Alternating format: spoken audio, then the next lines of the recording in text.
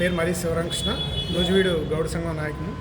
అలాగే ఈరోజు ఇక్కడ అమరభవన్లో జరుగుతున్నటువంటి పత్రికా విలేకరుల సమావేశానికి హాజరైనటువంటి ఎలక్ట్రానియా ప్రింట్ మీడియా మిత్రులకు, అలాగే నూజివీడు నియోజకవర్గంలో ఆకిరిపల్లి, చాట్రాయి, ముసునూరు, అట్లాగే నూజివీడ్ టౌన్ నుంచి హాజరైనటువంటి గౌడ సంఘ నాయకులు వీళ్ళంతా కూడా ఈ పత్రికా విలేకరుల సమావేశానికి హాజరయ్యారు.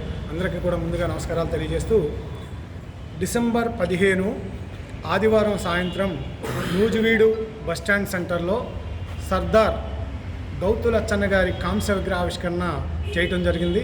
స్వాతంత్ర సమరయోధుడు, బడుగు బలహీన వర్గాల నేత అయినటువంటి లచ్చన్న గారి విగ్రహావిష్కరణ ఘనంగా అంగరంగ వైభవంగా నూజివీడు గౌడ సంఘం ఆధ్వర్యంలో నిర్వహించడం జరిగింది. ఆ సందర్భంగా తుక్కులూరు సరస్వతి ఆలయం నుంచి బస్టాండ్ సెంటర్ వరకు భారీ బైక్ ర్యాలీ, అలాగే అక్కడ విగ్రహావిష్కరణ అనంతరం రాజీవ్ సర్కిల్ దగ్గర సభ నిర్వహించడం జరిగింది.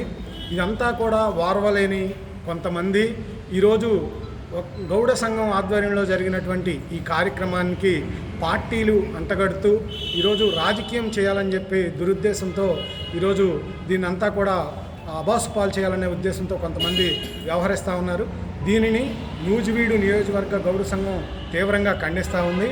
వీరు ఎవరైతే ఈరోజు సోషల్ మీడియాలో కానీ ఇష్టం వచ్చినట్టు ఈరోజు అవాకులు చవాకులు పేరుతూ ఈ స్వాతంత్ర సమరయోధుడి విగ్రహాన్ని అవహేళన చేసేలా వ్యవహరిస్తూ ఉన్నారో వాళ్ళందరి పేర్లు కూడా మేము రాసుకుంటా ఉన్నాం. ఖచ్చితంగా వాళ్ళు రాజకీయాల్లో ఏ స్థానాల్లో ప్రజాప్రతినిధులుగా పోటీ చేసినా ఆ పోటీ చేసిన చోట గౌడ సంఘం వాళ్ళకి రాజకీయ సమాధి కట్టిద్దని చెప్పి ఈ సందర్భంగా హెచ్చరిస్తూ ఉన్నాం. లోకేష్ గారు రెడ్ బుక్ ఎలా రాసుకుంటున్నారో నూజివీడు గౌడ సంఘం కూడా దీన్ని అబాసు పాలు చేసినటువంటి వాళ్ళ పేర్లు రెడ్ బుక్లో రాసుకున్నాం. మేము వాళ్ళ సంగతి స్థానిక సంస్థ ఎన్నికల్లో తేలుస్తామని చెప్పి హెచ్చరిస్తా ఉన్నాం. అలాగే దీనికి సంబంధించి నూజివీడులో ఉన్నటువంటి ఒక వర్గం పని కట్టుకొని సారథి గారికి వ్యతిరేకంగా పోస్టులు పెట్టించారు. ఉన్నత వర్గాలు ఈరోజు ఎస్సీ ఎస్టీ బీసీల్లో వస్తున్నటువంటి ఐక్యతని చూడలేక ఈరోజు ఇదంతా కూడా చేశారని చెప్పి మేము భావిస్తూ ఉన్నాం. సారథి గారికి అట్లాగే సారథి గారి మీదే కాకుండా మా లచ్చన్న గారి వారసురాలు శిరీష గారి మీద కూడా పోస్టులు పెట్టారు. ఆమె కంటతడి పెట్టింది. ఆమె కార్చినటువంటి ప్రతి కన్నీటి బొట్టుకి మేము నూజివీడు గౌడ సంఘం సమాధానం చెప్పిద్దని చెప్పి హెచ్చరిస్తూ ఉన్నాం. ఈరోజు ఎవరైతే ఈరోజు ఇవన్నీ కూడా చేశారో వాళ్ళందరికీ కూడా ఒకటే విజ్ఞప్తి చేస్తున్నాం. మేము ఏ రౌడీ విగ్రహమో గూండా విగ్రహమో మేము పెట్టలేదు. ఒక స్వాతంత్ర సమరయోధుడి విగ్రహం మేము ఇక్కడ నెలకొల్పడం జరిగింది. ముందు మీరు ఆ విగ్రహాన్ని అబాసుపాలు చేసే ముందు ఆయన చరిత్ర తెలుసుకోమని చెప్పి హితువు పలుకుతూ ఉన్నాం. ఆయన చరిత్ర తెలుసుకున్నాక మీరు పోస్టులు పెట్టాలని చెప్పి కోరుకుంటా ఉన్నాం. మేము అందరినీ కూడా ఏ రాజకీయ పార్టీకి సంబంధం లేకుండా గౌడ సంఘంలో ఉన్నటువంటి అన్ని రాజకీయ పార్టీల్లో ఉన్నటువంటి నాయకుల్ని మేము ఈ కార్యక్రమానికి ముఖ్య అతిథులుగా ఆహ్వానించడం జరిగింది. ఇది మొత్తం కూడా నూజివీడు నియోజకవర్గ గౌడ సంఘం ఆధ్వర్యంలో జరిగినటువంటి కార్యక్రమం. ఇది ఏ రాజకీయ పార్టీకి సంబంధం లేనటువంటి కార్యక్రమం, అట్లాగే ఏ వ్యక్తికి కూడా సంబంధం లేనటువంటి కార్యక్రమం, కూటమి ప్రభుత్వానికి కానీ ఎవరికి కూడా సంబంధం లేనటువంటి కార్యక్రమం. దీని పూర్తి బాధ్యత మంచైనా చెడైనా నూజివీడు గౌడ సంఘందే పూర్తి బాధ్యత. కాబట్టి ఈ ఆహ్వాన సంఘం ఏదైతే ఉందో ఆ ఆహ్వాన సంఘం ముఖ్య అతిథులందరినీ కూడా ఆహ్వానించడం జరిగింది. వెళ్ళి ప్రత్యేకంగా వాళ్ళ ఇండ్లకి వెళ్ళి వాళ్ళని కలుసుకొని ఆహ్వానించాం. ఈ కార్యక్రమానికి మేము మా గౌడ సంఘంలో ఉన్నటువంటి రెవెన్యూ శాఖ మార్చులు అనగాని సత్యప్రసాద్ గారిని ఇన్వైట్ చేశాం.